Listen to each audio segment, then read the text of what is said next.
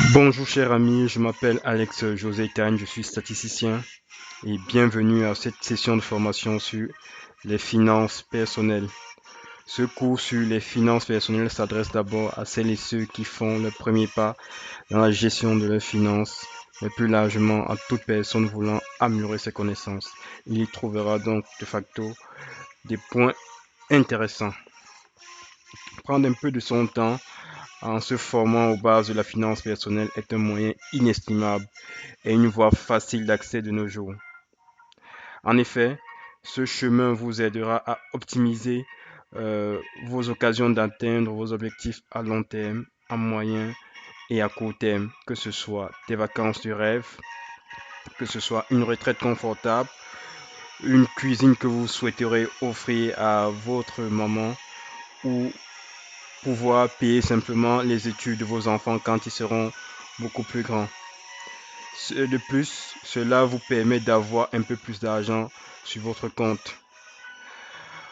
Vous vous apprêtez à me dire que l'argent ne fait pas le bonheur ou que l'argent, il n'y a pas que l'argent dans la vie.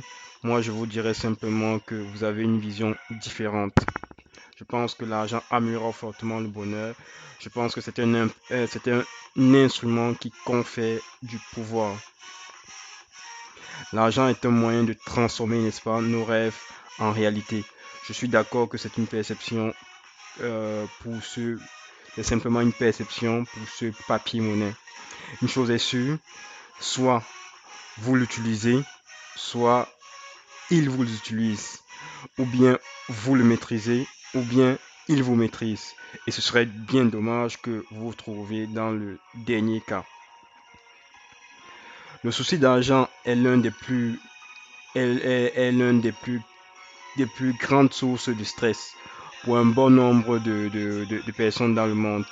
Selon les psychologues, il pourrait causer notre malheur ou même mettre en danger notre santé, aussi bien physique que psychologique.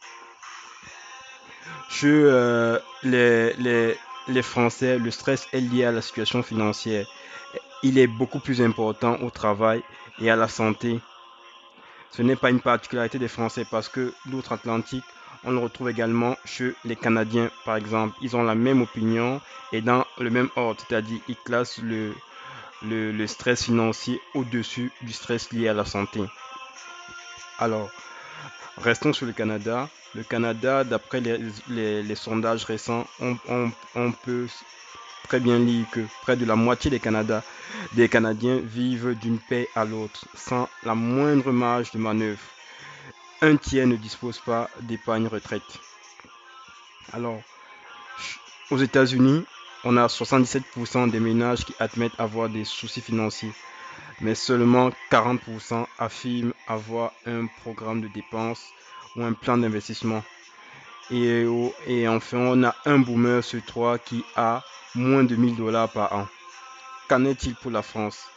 En France, si on se focalise au dernier baromètre épargne et placement de la BPCE de juin 2020, on peut lire que 38% estiment manquer assez d'argent contre 20% seulement en 2014. Quand on regarde ces chiffres à l'échelle macro, on se rend compte effectivement qu'il y a une progression. Il y a une progression de la dette des ménages et elle a atteint, n'est-ce pas, des niveaux records aux États-Unis, au Canada, en Italie. En France, seulement pendant la période Covid, elle a augmenté de plus de 55 milliards. Alors aujourd'hui, c'est pour ça que vous voyez qu'elle dépense, pour le cas de la France, 100%. Elle se situe à 100,6% pour la période de 2020. Si je reste encore sur la France, je dirais que un Français sur quatre ne sait pas combien il dépense chaque mois. Près d'un tiers n'élabore pas un budget de dépenses et leur budget est revenu. Pourtant, beaucoup d'entre eux prennent grand soin de leur santé, n'est-ce pas? Font des exercices, se penchent de plus en plus sur une alimentation saine et équilibrée.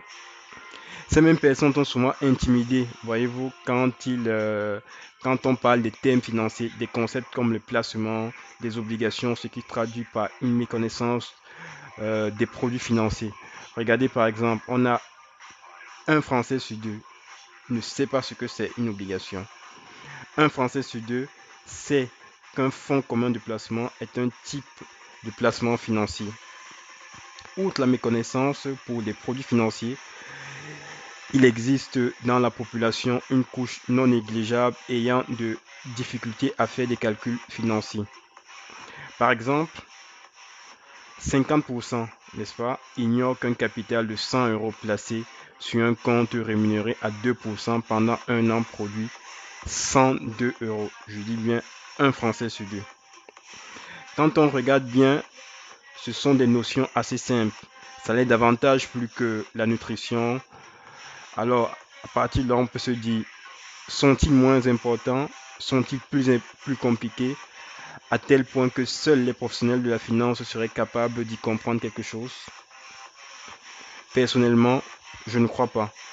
Tout comme la santé et le mieux-être, détenir des connaissances financières joue un grand rôle dans notre succès et notre bonheur à long terme. Il est donc plus que jamais un temps que tu maîtrises l'argent. Parce que c'est ton argent d'abord d'une part et parce que cette capacité ne te laissera quand il s'agira de prendre des décisions financières importantes dans ta vie. Il faut comprendre bien que avoir ces connaissances t'aideront à prendre de meilleures décisions. Alors, donc, je te parle ici, n'est-ce pas, de la littératie financière. Par cet apprentissage, t'en sortiras nanti de principes de base que tu appliqueras dès le jour suivant. C'est l'objectif à tout le moins que nous nous visons. Il faut savoir que la non-application de ces principes t'expose à une faillite personnelle. Regardons ces stars. Mike Tyson, Nicolas Cage, Wayne Newton, MC Hammer. Quel est, quel est le point commun de ces 5 stars? Quel est le point commun? Le point commun, c'est qu'ils ont tous fait faillite.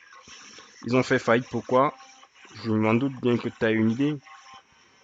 Simplement parce qu'ils n'ont pas su mettre en pratique les principes de base simples. Sache que tu dois être capable de conserver une partie de tes gains pour toi ou pour ta famille. Tu dois également pouvoir faire fructifier l'autre partie de ton argent, d'en gagner lorsque tu dors. Sache que nous fonctionnons parfois par copie avant de trouver notre créneau, avant de faire des choses différentes, avant d'innover. Sache que l'homme est le reflet de ses pensées. C'est ce que je retiens de ma lecture de grands leaders en tous les cas, comme Carnegie Andrew, comme Napoléon Hill, comme Martin Luther King. Par ce coup, n'est-ce pas, Dave Formation est fier d'être l'un des premiers de la communauté à proposer, n'est-ce pas, un contenu qui va aider la communauté à s'en sortir, qui va aider la communauté à maîtriser ses finances. Donc ce cours en ligne constitue une occasion d'apprendre et de prendre en main votre avenir financier. Nous partageons en réalité dans ce cours 5 modules assez compréhensibles et digestes. Tu trouveras une introduction et des concepts. Tu trouveras une, euh, une analyse sur le budget. Tu trouveras de l'épargne. On évoquera par la suite l'emprunt, l'endettement et la valeur temps de l'argent. Et nous finirons par l'investissement. Investir, mais investir de manière intelligente. Dans cette dernière partie, je partage avec toi des instruments de placement. Je partage avec toi des stratégies classiques et peu connues. Puis des stratégies des maîtres de l'argent. Enfin, je partage aussi avec toi les exploits de ces maîtres de l'argent, les exploits constants pendant des cycles d'expansion, mais également des cycles de ralentissement, comme la crise de 2008, comme la crise de la Covid. J'ai simplement qu'à te dire, Merci de m'avoir écouté. Merci pour ton attention. Et je te dis simplement à tout à l'heure. Nous aborderons ensemble le module 1 si nos matières t'intéressent. Dans le cas contraire, nous t'invitons à nous laisser simplement tes remarques. Merci et à tout à l'heure.